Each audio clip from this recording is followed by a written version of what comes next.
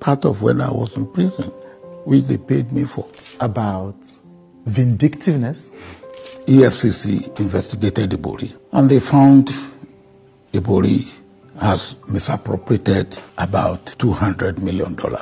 Then he thought he was being clever. He took $15 million cash to Ribado, and as Ribado came, as they put it in their account in Central Bank, and then we still pursued it. So it was pursued up to London, where he went to prison. So if that is vindictiveness, I would say let Nigeria have more of such vindictiveness.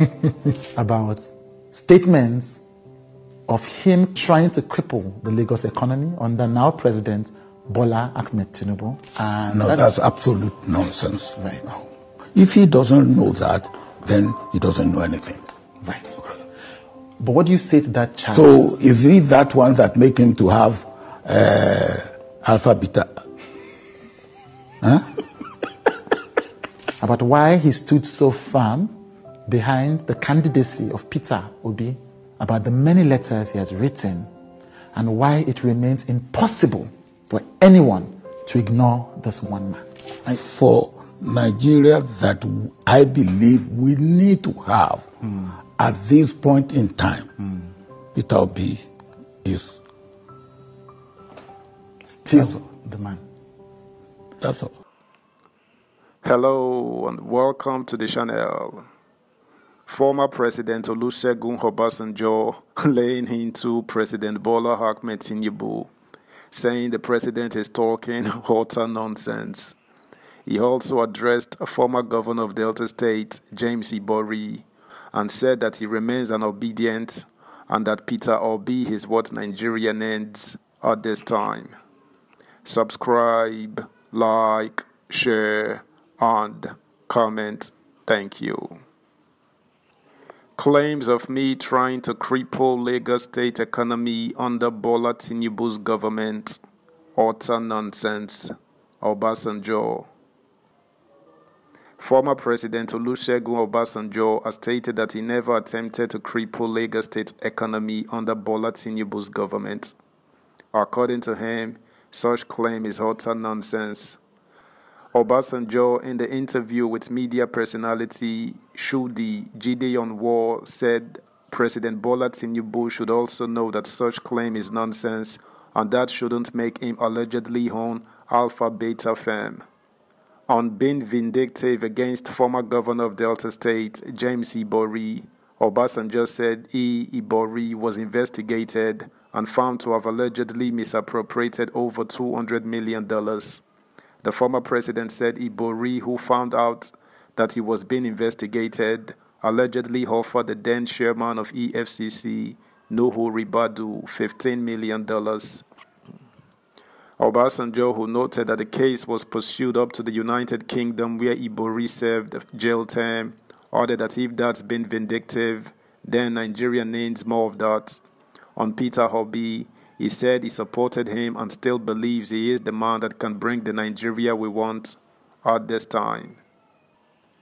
After a fierce contest among the presidential candidates, the Independent National Electoral Commission (INEC) declared Bola Tinubu of the Rolling All Progressives Congress (APC) as the poll winner. The announcement was tailed with legal suits from the opposition parties and their candidates, including Labour Party and Obi, challenging the process that produced Tinubu as winner of the election.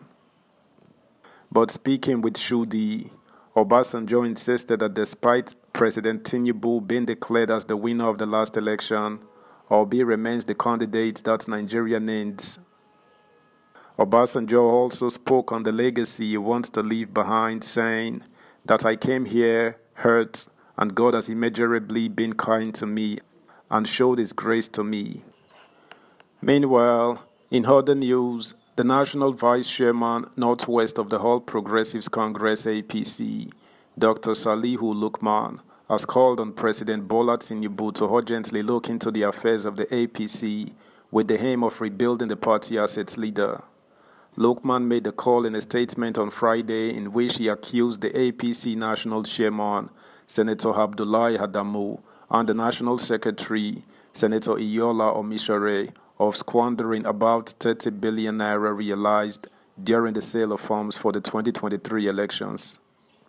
He said Adamu is now running the affairs of the APC with a personal agenda and only brings other leaders into the picture when he feels like doing so. Not done, Lokman said apart from the financial recklessness, Adamu is operating without regard for the APC constitution and does not give account to the party's National Working Committee (NWC). He lamented in a statement titled, "Rebuilding the APC to Reform Nigerian Politics," task before President Asiwaju Bola Ahmed Tinubu that the APC is now a shadow of itself because it is being run by Adamu like a garrison commander. He relates with his colleagues in the NWC just like his appointees. In their name, he meets other leaders of the party and seeks to manipulate party decisions to suit personal vested interests that are only known to him. Beyond all this is also a clear case of reckless financial management of the party. With more than 30 billion naira realized during the sale of forms for the 2023 elections, Senator Adamu and Senator Omishore have embarked on spending extravaganza based on their discretionary decisions without any form of budget, as required by the APC constitution, Lokman alleged. Meanwhile, a member of the Ohanaeze Ndigbo Advisory Council, Professor Gregory Ibe, has called on President Bola Tinubu to give the Igbos key appointments into critical national positions in his administration. Speaking on recent events in the country, Ibe said the appointment of Igbos into key positions would dispel the perceived sense of imbalance in the minds of the Igbos concerning the scheme of things in Nigeria. He advised that the composition of elected and appointed officials at the federal level should reflect and encourage religious and tribal equilibrium for the nation's progress. According to him, the nation could only prosper in an atmosphere of fairness, peace, equity, and justice.